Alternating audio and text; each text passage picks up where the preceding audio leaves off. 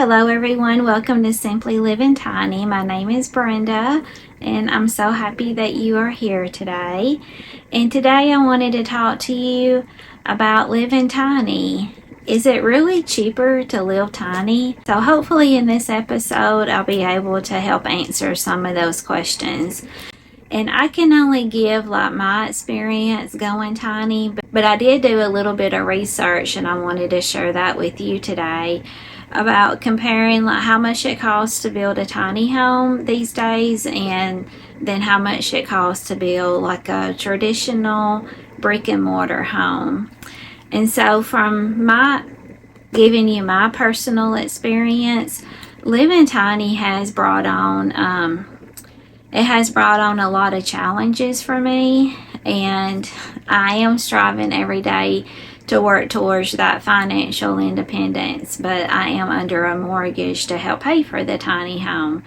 So some of the things I'll talk about today, it may not apply to you. You may have a home that you're living in that you can sell and then build your tiny home right out, or you saved up enough money and you can pay for your tiny home and you wouldn't have a mortgage like me.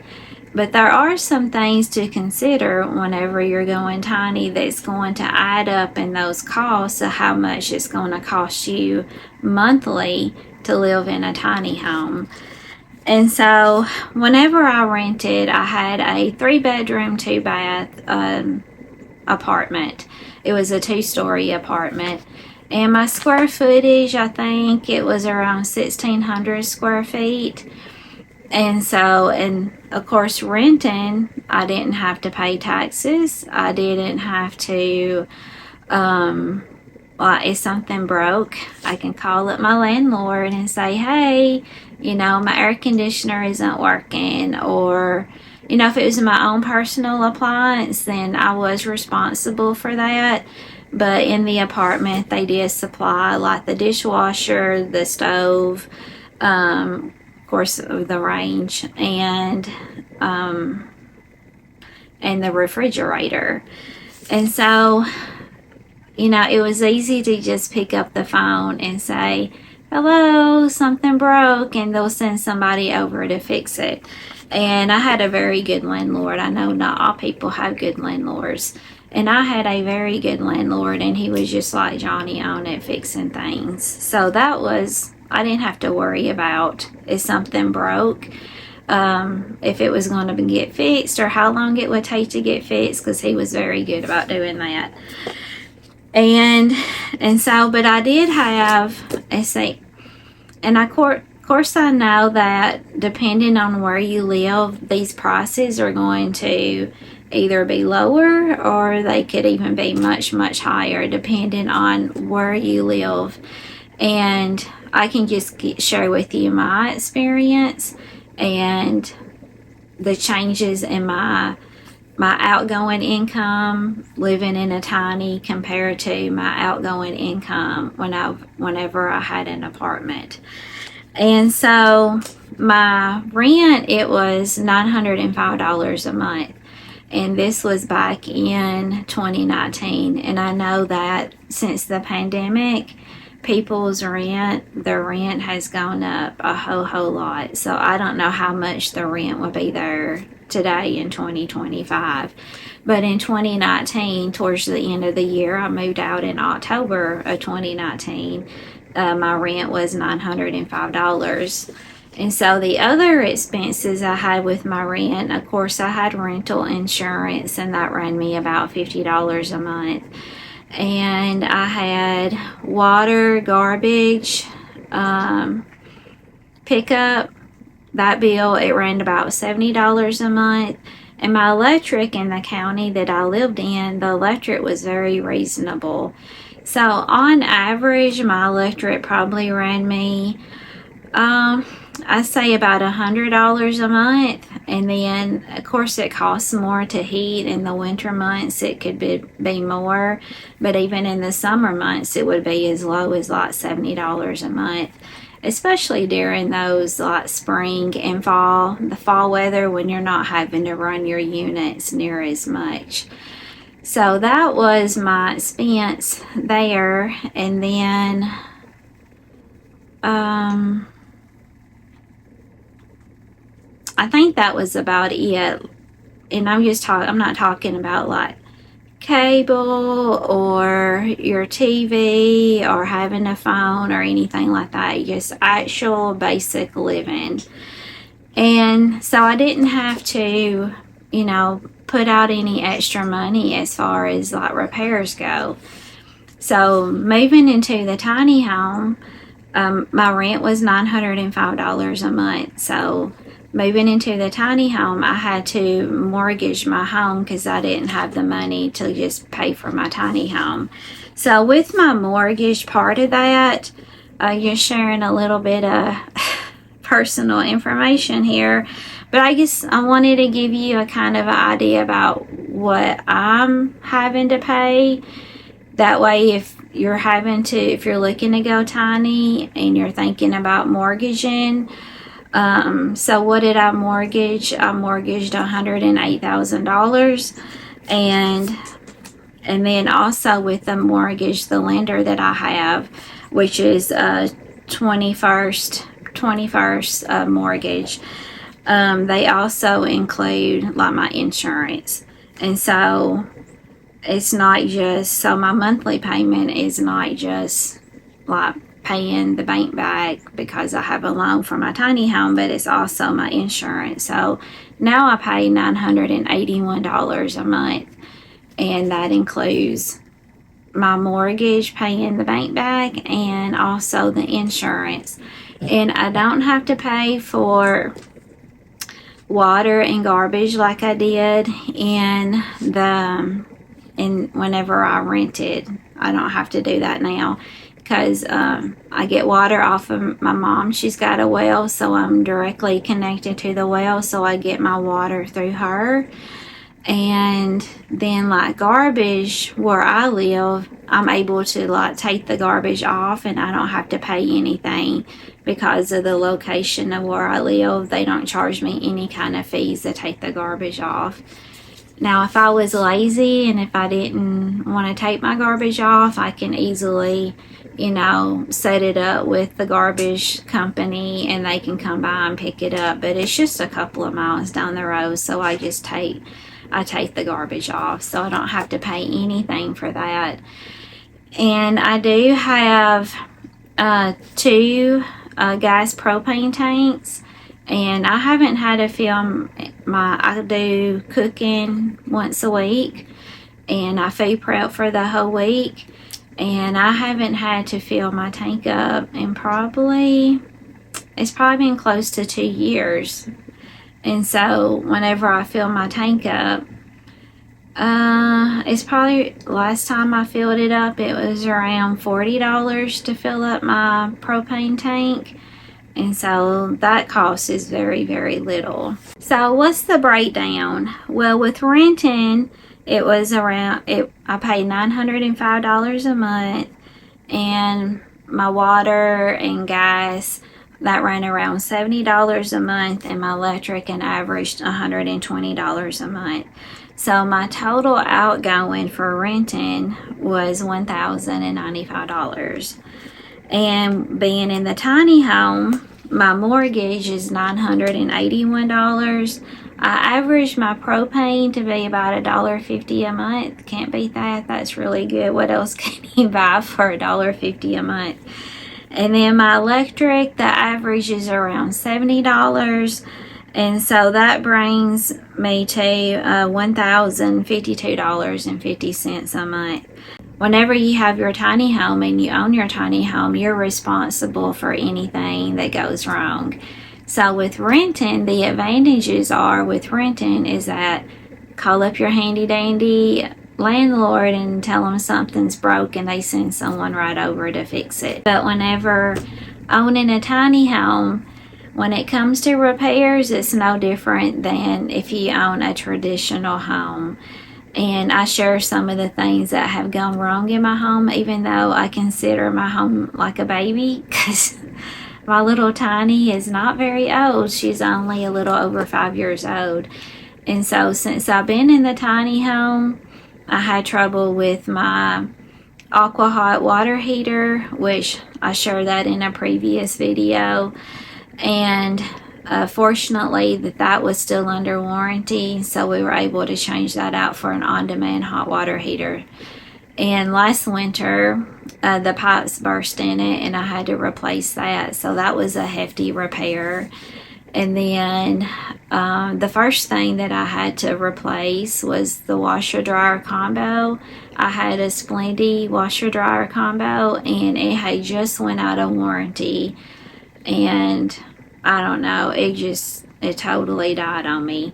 Something happened with the motor. There was like things that were in like the drum part or something, and the motor has stripped. I don't understand what all happened with it, but it wasn't because I didn't take care of it, because I did all the things that it said to do. And so I had to replace that, and then I just had to replace the microwave. And so it does cost more if you factor in those things, because you are responsible for the upkeep and the repairs of your home. So it is a lot different than renting. You can't just call somebody and they get, a maintenance person to come out to fix whatever's wrong, or even if it's not fixable, to totally replace it for you. And so it does cost more in that aspect, that you have that responsibility to take care of the things that break. That's part of owning a home, even in a tiny home. And I'm not trying to be discouraging, but it is something to think about, that just because something is brand new, my Aqua Hot, it was only a few months old and it died. So just because something's brand new doesn't mean it's not going to, give out on you. So use your warranties. Make sure you do that. And even with the microwave, I got an extended warranty on that. So use the warranties to try to help whenever things do break down, that you have that warranty to help fix it. And so I went on a website to see like how much, if you're comparing like building a tiny home, like the cost of building a tiny home compared to a traditional brick and mortar home, it is a lot cheaper to build a tiny home. And then you also have the flexibility to move that tiny home. But if you're wanting to move the tiny home, you will have to hire, unless you have the equipment and the know-how yourself, you will have to, I know I would have to hire someone who does that, who moves tiny homes. And so to get my tiny home, just to give you an example, this was back in 2019. I'm sure it's gone up now. Just to get my home from Colorado Springs, Colorado to Northwest Tennessee, it was $4,000. And so it also depends on how far you're taking your tiny home, on how much that cost is going to be to move your tiny home. I think going with the professional, hiring a professional to move your tiny home is good, because they can help in getting all the permits. Like if you need road permits, they can help work all of that stuff out for you. And maybe they can help, maybe some of them help like with setting up the tiny home once it gets to its resting place. So the average cost, and I'll put in the description the website I got this information from. It's ntslogistic.com. That's ntslogistic.com. And according to that website, the average cost to build a tiny home is between $29,000 and $250,000 to build a tiny home. Of course, the more bells and whistles that you have in your home, the higher the cost it's going to be. And it didn't say, I'm assuming that this price would be if you're hiring like a tiny home company to build your tiny home. And so the more square footage that you add to a tiny home, the higher the cost is going to be. So let's start with 100 square foot. Boy, that's a tiny home.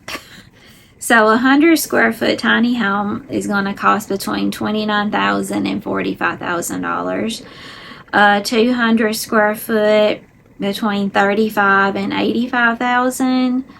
300 square foot between $50,000 and $130,000, which that's where mine falls in. My tiny home is 320 square feet. And so that was about right. I fell within that cost. And I did add extra stuff to the tiny home. I could have had it built cheaper than what I did, but I added different things like in my bathroom. Of course, not just building a tiny home, I wanted the appliances to go ahead and be added to the tiny home, so I wouldn't have to do that whenever the tiny home was delivered. Some tiny home companies will build out the shell for you, and if you're very handy, or maybe you just want a really nice project and you want to teach yourself the skills, they can build out the skeleton of the tiny home for you, and then you can do all of the work on the inside. I know that there are people that do that. That wasn't something that, at that time in my life I wasn't interested in. Not that I wouldn't be interested in learning how to do it.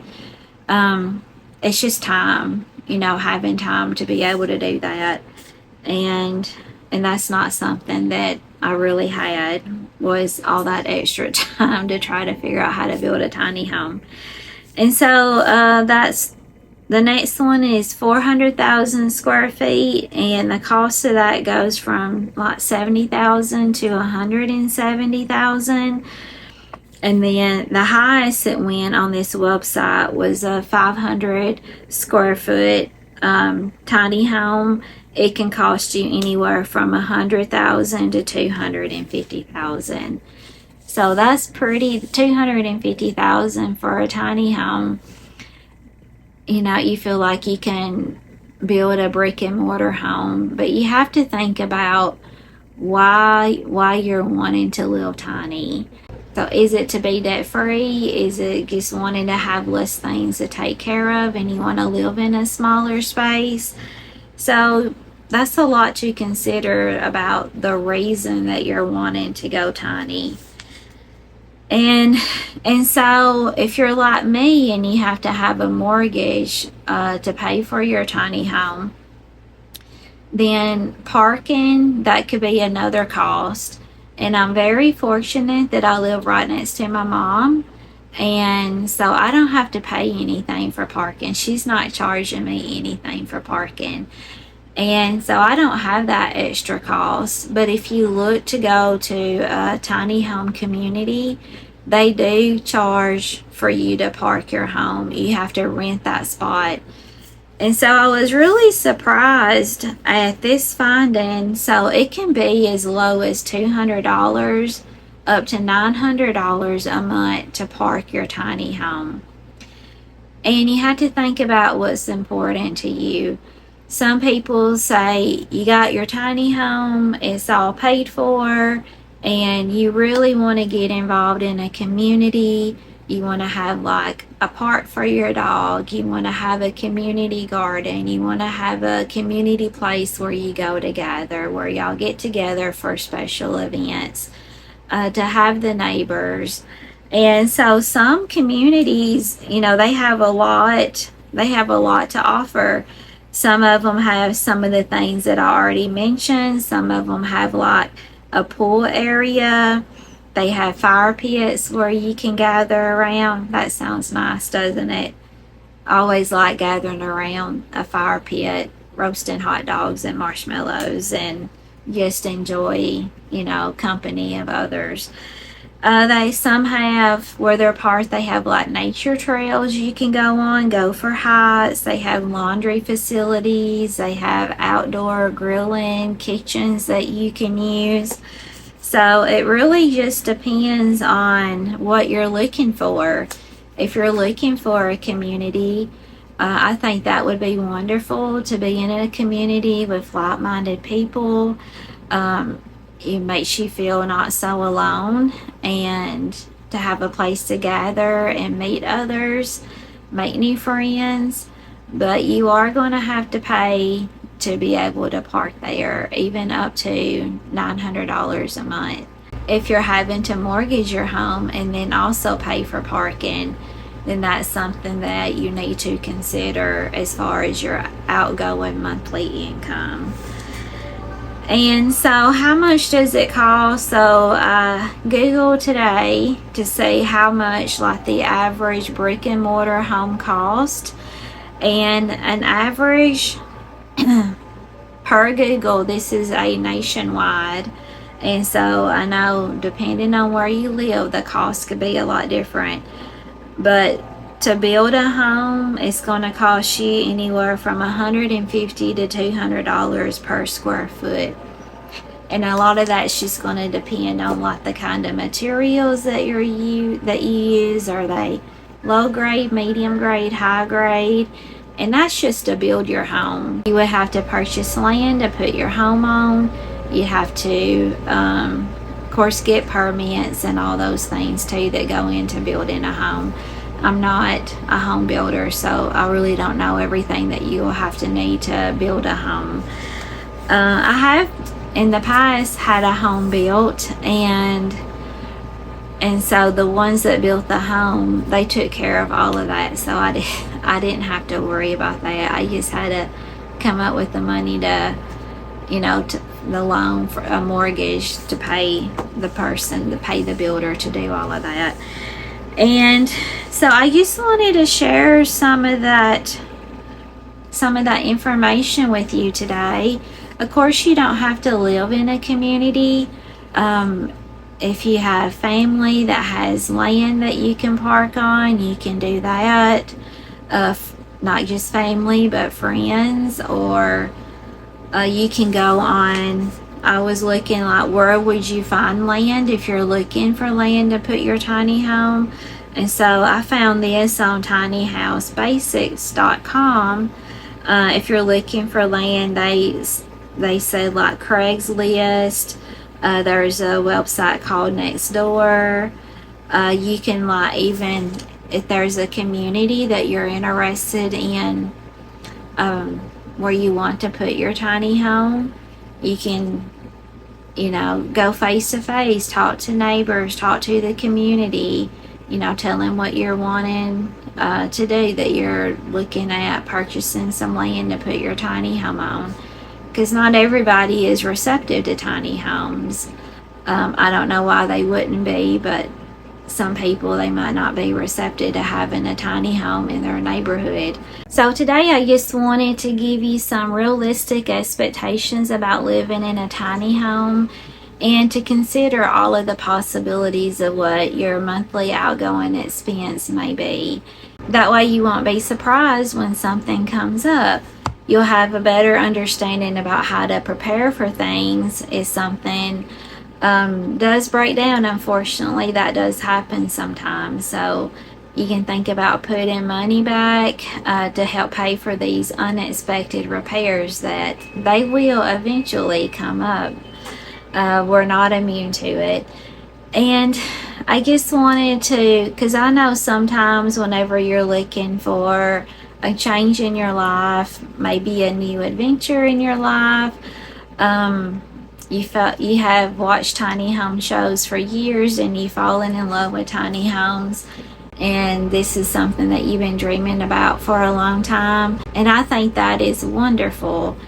But you need to also consider like all of these possibly extra expenses you may have compared to the income or the outgoing that you have currently before you make that change.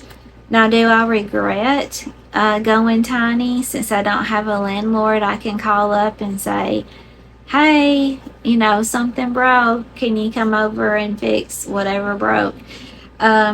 No, because I'm looking at the in the long run. So after I pay my mortgage off, then I won't have that payment anymore.